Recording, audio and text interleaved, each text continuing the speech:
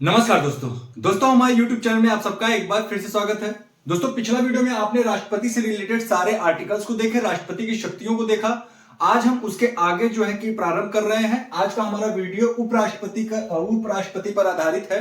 दोस्तों आज हम उपराष्ट्रपति से रिलेटेड सारे आर्टिकल्स को देखेंगे जो कि एग्जाम की दृष्टि से बहुत ज्यादा इंपॉर्टेंट है। दोस्तों वीडियो के अंत तक बने रहें क्योंकि यही वो टॉपिक है जहां से प्रश्न आपके बनने के बहुत ज्यादा चांस होते हैं।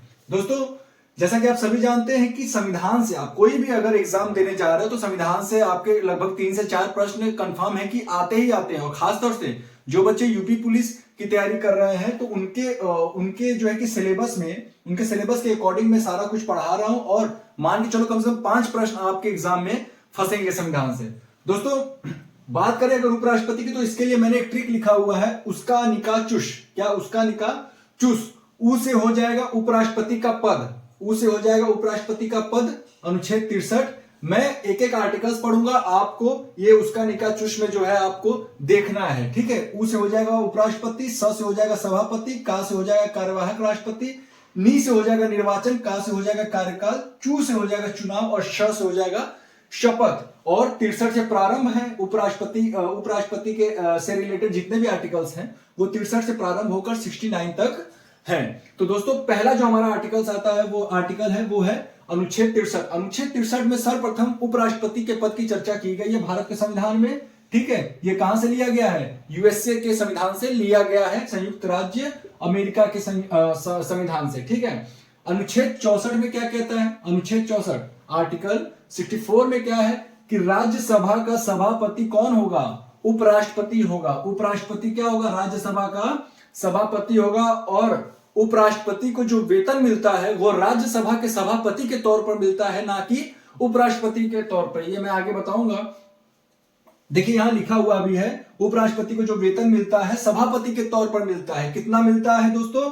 4 लाख। कितना मिलता है? 4 लाख रुपए जो है मिलता है। दोस्तों अनुच्छेद 65 की बात करते हैं। 64 हो गया, 64 के बाद 65 में क्या है कि राष्ट्रपति की अनुपस्थिति में उपराष्ट्रपति ही क्या होगा?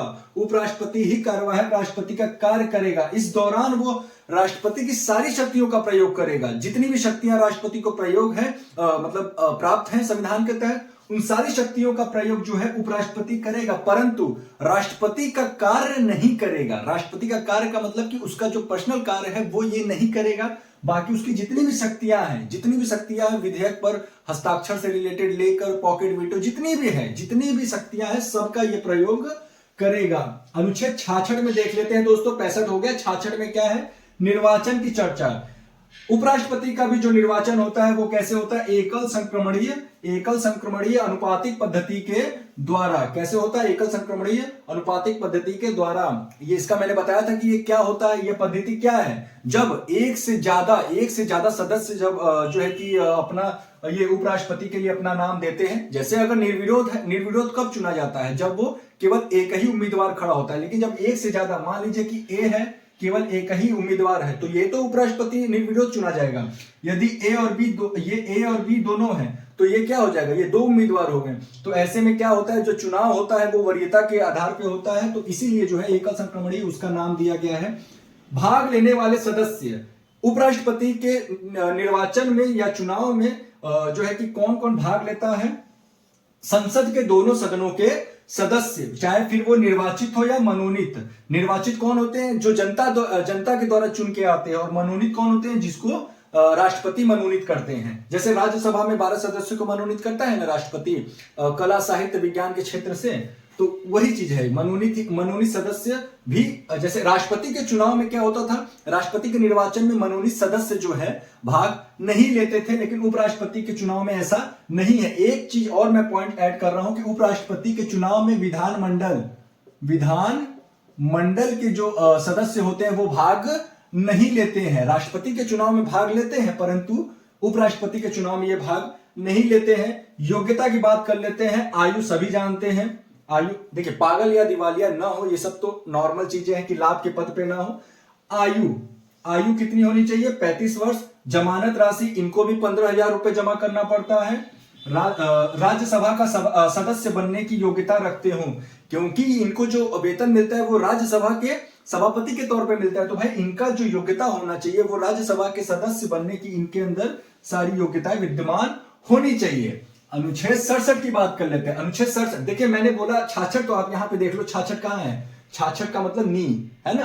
आप बस पहला वाला याद करो, पहला कहां से प्रारंभ हो रहा है, 63 से प्रारंभ हो रहा है, ऊ है ना, ऊ से उपराष्ट्रपति का पद 63 से प्रारंभ हो रहा है, बस इसको याद कर लो। उसका निका चुस, सौ से हो जाएगा सभापति, का से कार्यवाहक, है ना। इसको आप लोग एक शॉर्ट नोट्स बनाते चलना दोस्तों, बहुत ज्यादा इंपॉर्टेंट है। मैं बता रहा हूं आपके लिए, मैं बहुत मेहनत से कंटेंट लेकर आता हूं, ठीक है। आप लोग मेरी मेहनत को वेस्ट मत करिएगा, एक शॉर्ट नोट्स बनाइए। मैं कंफर्म बता रहा हूं कि संविधान का मैं जितना टॉपिक पढ़ा रहा हूं उसके बाहर से प्रश्न नहीं आएगा दोस्तों। अनुच्छेद 67 में क्या कहता है कि उपराष्ट्रपति के कार्यकाल की चर्चा की गई है। कितने वर्ष का होता है, 5 वर्ष का होता है, 5 वर्ष का होता है, परंतु यह ज्यादा भी हो सकता है और कम भी हो सकता है। कम कैसे हो सकता है, यदि महाभियोग द्वारा इनको जो है हटा दिया जाए, अगर ये संविधान का उल्लंघन करते हैं तो इनको महाभियोग द्वारा हटाया जा सकता है, तो वो कम हो गया। अगर अधिक की बात करें तो जब तक इनका कोई उत्तराधिकारी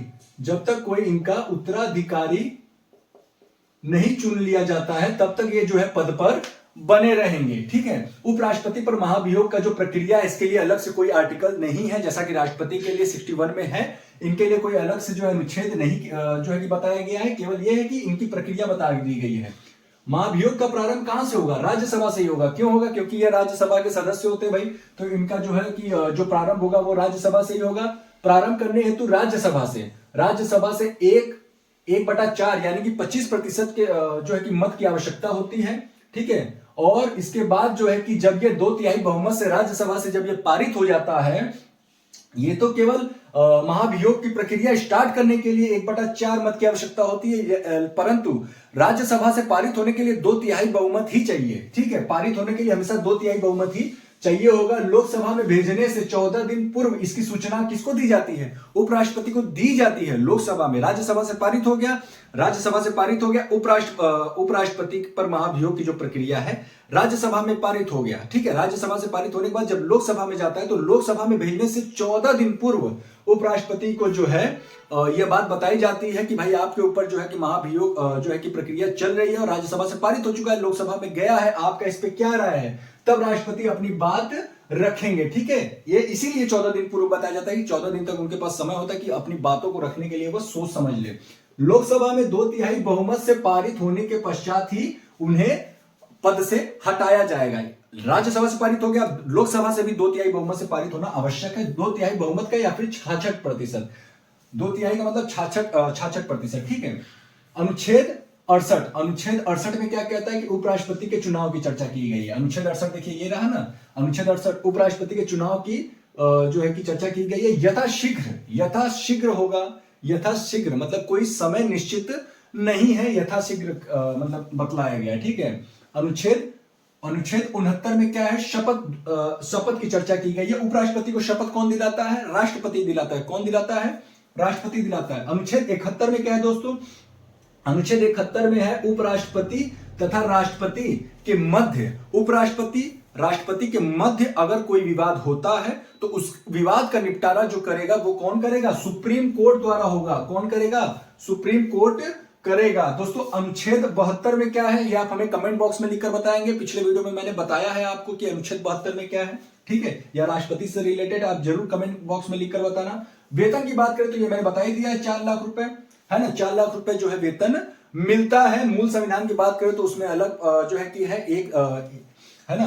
दोस्तों अब बात कर लेते हैं कि 14वें प्रेसिडेंट कौन है। 14वें प्रेसिडेंट कौन बने हैं, जगदीप धनखड़। कौन बने थे, जगदीप धनखड़ बने थे। ये किस पार्टी से हैं, बीजेपी पार्टी से हैं, ठीक है, भारतीय जनता पार्टी। इनके जन्म की बात करें तो 18 मई 1951 में जब प्रथम पंचवर्षीय योजना लागू हुआ था तब इनका जन्म हुआ था। और कहां हुआ था, किठाना। कहां पे, किठाना एक जो है कि जगह है जो कि झुंझुनू जिला राजस्थान में पड़ता है। बात करें इनका अगर ये मतलब राष्ट्रपति से पहले ये किस किस पद पर काबिज रह चुके हैं तो ये एडवोकेट भी रह चुके हैं, पॉलिटिशियन तो हैं ही, इसीलिए उपराष्ट्रपति बने हैं।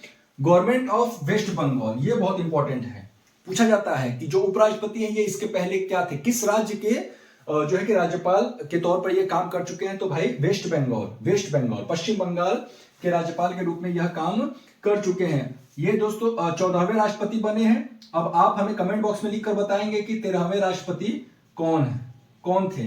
13वें राष्ट्रपति कौन बने थे, ये हमें आप कमेंट बॉक्स में लिखकर बताएंगे। तो दोस्तों उम्मीद है आपको ये वीडियो बहुत पसंद आएगा। दोस्तों वीडियो के एक एक पॉइंट बहुत ज्यादा इंपॉर्टेंट है। दोस्तों मैं इंपॉर्टेंट कंटेंट ही लेकर आ रहा हूं और यकीन मानिए आपके सारा संविधान का पूरा टॉपिक मैं क्लियर करा दूंगा।